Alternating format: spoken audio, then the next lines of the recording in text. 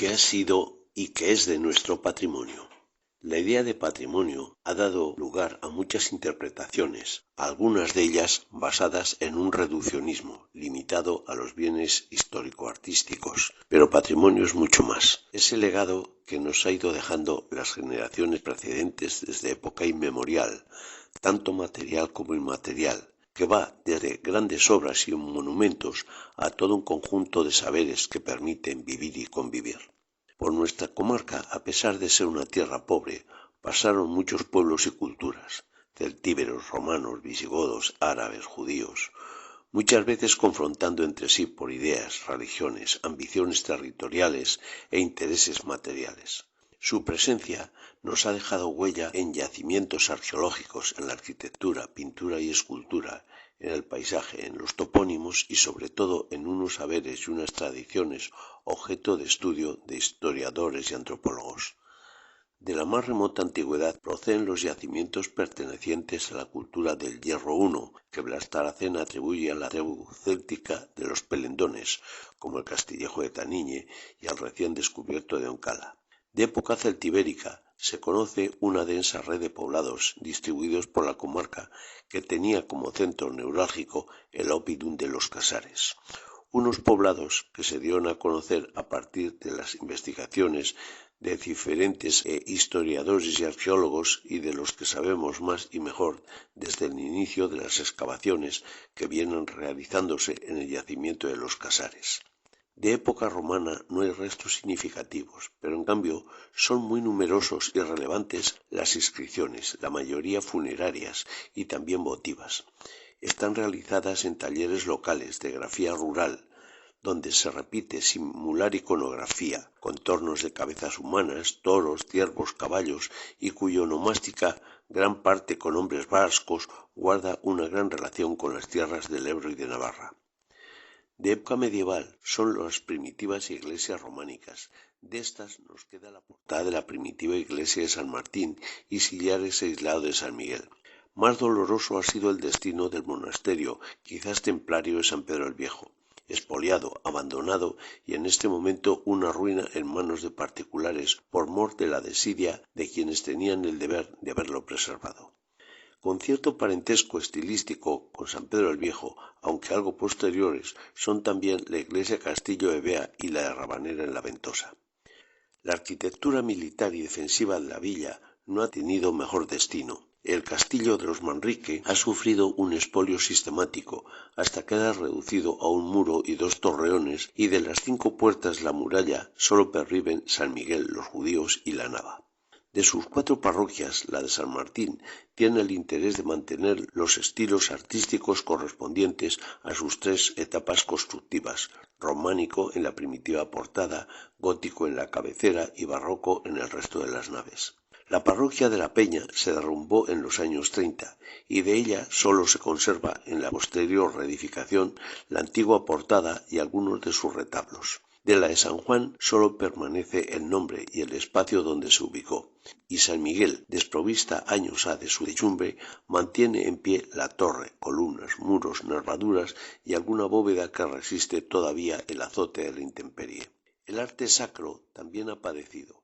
Se han malvendido imágenes románicas, un calvario gótico, una virgen con niños de la escuela de Gil de Siloé, actualmente en el Museo Marès de Barcelona, y abundante imaginería de estilo barroco procedentes de San Pedro y de los pueblos de la comarca.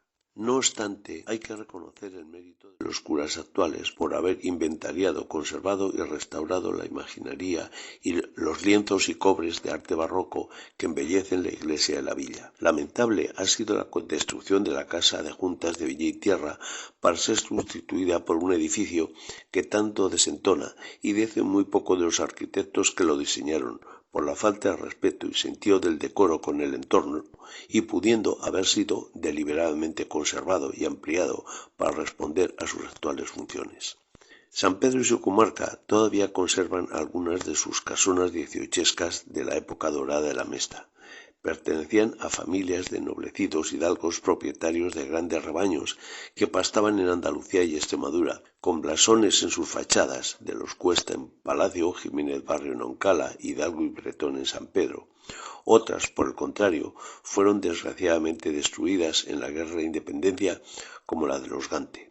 Unas casonas testigos de momentos de gran prosperidad para unos pocos en tierras altas.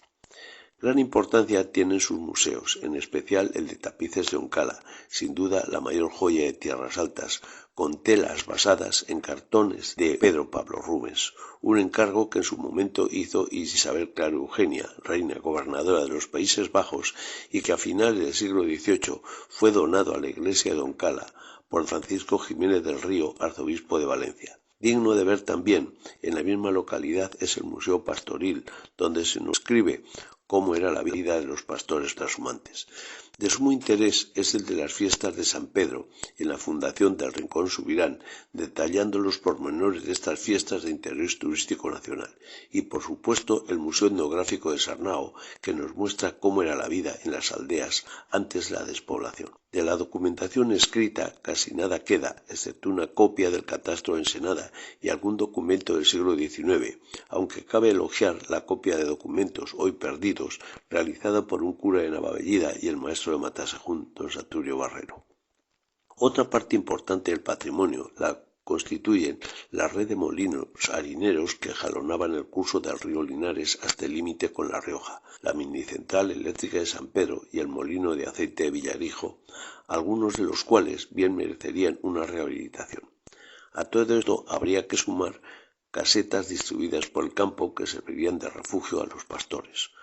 Poco se han respetado las ruinas de los pueblos, objeto de expolio por ser reserva de cantería y tejas para ser aprovechadas en otras edificaciones. Encomiable es la labor que desde diferentes pueblos de la comarca han llevado a cabo las asociaciones de Sarnao, Matasajún y La Ventosa, rehabilitando y conservando fuentes, lavaderos, hornos para cocer el pan y hasta la reconstrucción de una calera. De gran importancia ha sido y sigue siendo, hasta fechas recientes, el marcaje de caminos, hoy en proceso de señalización, aunque queda por recuperar el trazado de la red cañariega de la Mesta con sus cañadas, cordeles y veredas, descansaderos y abrevaderos antes de que acaben devorados por la maleza.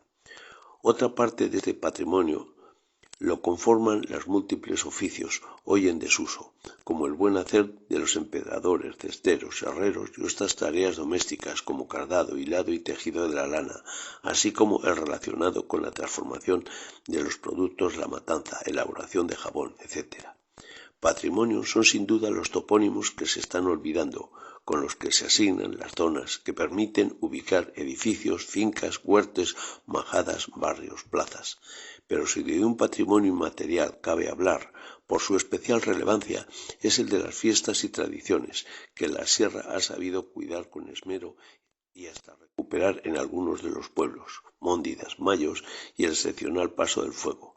Ritos de raíces milenarias que siguen perviviendo en nuestra comarca. Su pervivencia ha sido motivo de estudio por diferentes historiadores y antropólogos, pasando estas fiestas a ser de interés turístico nacional y ojalá que no tardando mucho lleguen a convertirse en patrimonio inmaterial de la humanidad. Y por supuesto patrimonio es nuestro paisaje natural, desde las praderías de los altozanos a las aborrascadas barranqueras que jalonan el curso de nuestra red fluvial, especialmente de Linares. Un patrimonio que debemos cuidar y preservar, motivo de admiración de visitas de muchos y ruta de cada vez más senderistas. Hay que cuidarlo con el mayor respeto y que no se convierta en objeto de especulación ni tampoco en vertedero de residuos agrícolas que tanto deterioran el medio ambiente. Que todo esto se conserva y se recupere en lo posible. Es tarea de todos, para disfrute de quienes viven en tierras sanpedranas y para darlo a conocer a quienes deseen visitarnos y quieran vivir entre nosotros. Gracias.